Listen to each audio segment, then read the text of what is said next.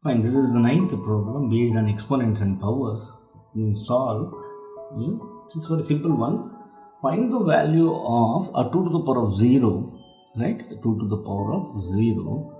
So plus 3 to the power of 0 plus 4 to the power of 0 plus 5 to the power of 0 and 6 to the power of 0 plus 7 to the power of 1.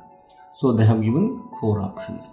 Right, we know that according to the law of indices, that is a to the power of 0 is going to be 1. Yeah.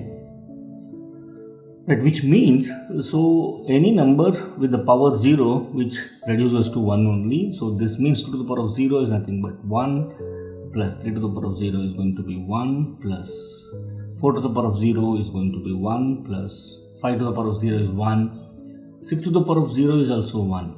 But 7 to the power of 1, which means the same number, that is a to the power of 1 is going to be a itself, so which means 7. So the answer is going to be what?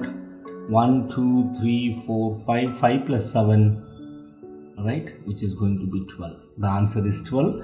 Option A is the right one.